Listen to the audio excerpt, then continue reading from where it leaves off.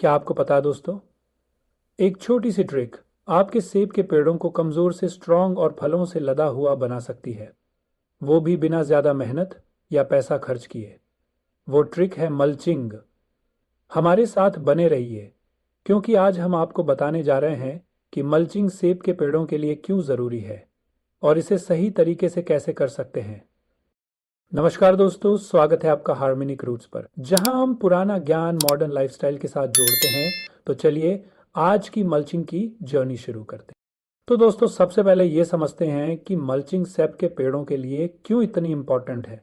Mulching एक simple technique है जो आपके पेड़ों को ढेर सारे बेनिफिट्स देती है। इसे पेड़ों की केयर का बेसिक स्टेप कह सकते हैं। चलिए इसके मेन फायदे देखते हैं। नमी का संरक्षण। सेब के पेड़ों को रेगुलर पानी चाहिए, खासकर गर्मियों में जब धूप बहुत तेज होती है। मल्च मिट्टी के ऊपर एक लेयर बनाता है जो पानी को जल्दी ड्राई होने से रोकता है। इससे जड़ें हमेशा मॉइस्ट रहती हैं और पेड़ ड्राई वेदर से सेफ रहता है। ये ट्रिक खास तौर पर ड्राई इलाकों में काम की है जहां पानी की प्रॉब्लम रहती है। साथ ही आपको बार बार पानी डालने की टेंशन भी कम हो जाती है और पानी की बचत भी होती है।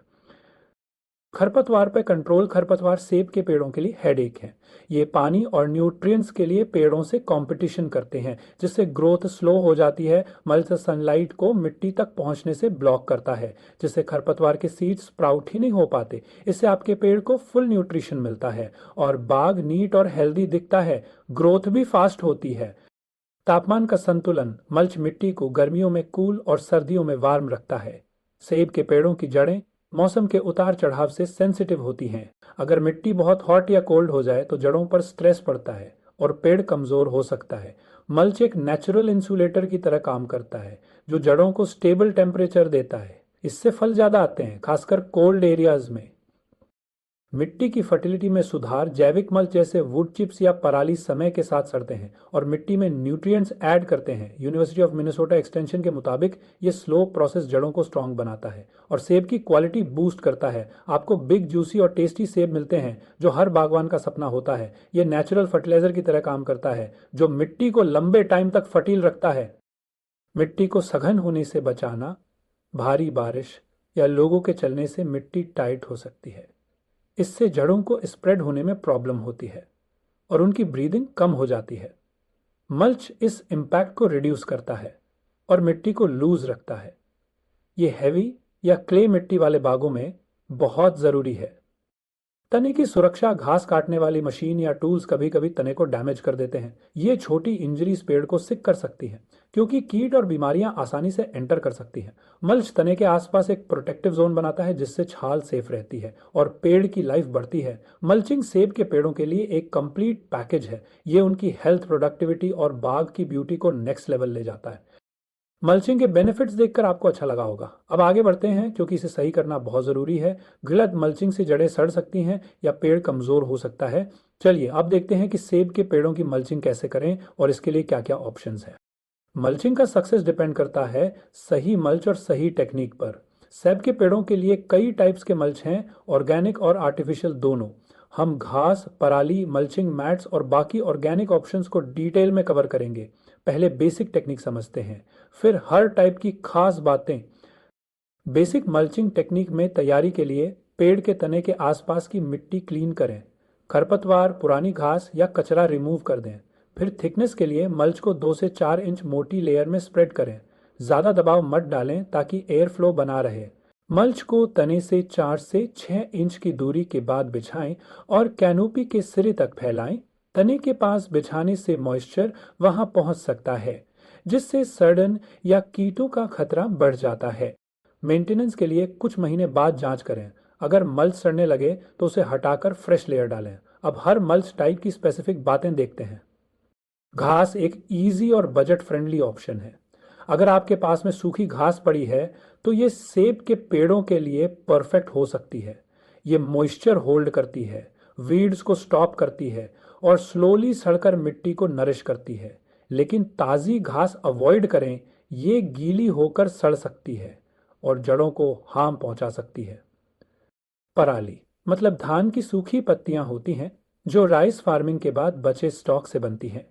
ये सेब के पेड़ों के लिए एक औसम ऑर्गेनिक मल्च है। ये मिट्टी को कूल रखती है और मॉइस्चर को बहुत अच्छे से लॉक करती है। साथ ही सड़ने पर यह न्यूट्रिएंट्स देती है। लाइट होने की वजह से जड़ों को एयर मिलता रहता है, जिससे जड़ें इजीली ग्रो करती हैं। ये मिट्टी में कार्बन ऐड करता है जो फर्टिलिटी बूस्ट करता है। खास टिप्स में शामिल है कि चेक करें इसमें वीड सीड्स ना हो, वरना वीड्स उग सकते हैं। बारिश ज्यादा हो तो इसे ढीला करें ताकि पानी जमा ना हो। हर 6 से 8 मंथ्स में इसे रिफ्रेश करें। मल्चिंग मैट्स मॉडर्न और आर्टिफिशियल ऑप्शन है। फैब्रिक या प्लास्टिक से बने होते हैं और मार्केट में इजीली मिलते हैं। ये वीड्स को टोटली ब्लॉक करते हैं और मॉइस्चर रिटेन करते हैं। नए सेब के पेड़ों के लिए औसम है। खास टिप्स: तने के लिए बीच में होल कट करें।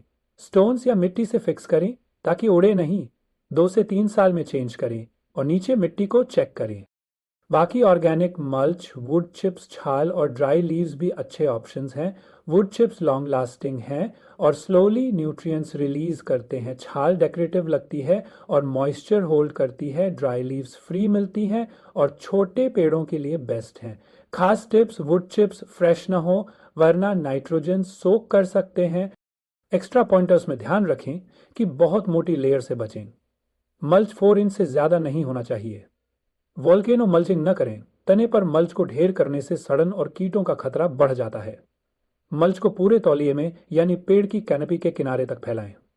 छोटे पेड़ों के लिए 2 से 3 फीट का सर्कल काफी है। ये टेक्निक्स आपके सेब के पेड़ों को हेल्थी और प्रोडक्टिव बनाएंगी। मल्चिंग सेब के पेड़ों की देखभाल का एक आसान और कारगर तरीका है। ये न सिर्फ पेड़ों की सेहत को बेहतर करता है, बल्कि फसल को बढ़ाता है और आपके बाग को शानदार बनाता है। चाहे आप घास, पराली या मैट्स चुनें, बस सही तरीके से करें। आपके पेड़ साल भर हरे भरे और खुशहाल रहेंगे।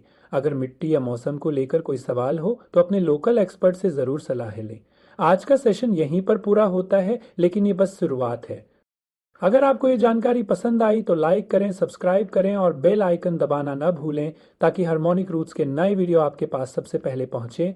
अपने सवाल या अनुभव कमेंट में हमारे साथ शेयर करें। तब तक अपने बगीचे को हरा भरा रखें और हार्मोनिक रूट्स को चुनने के लिए शुक्रिया। फिर मिलते हैं एक नए गार्डनिंग एडवेंचर के साथ।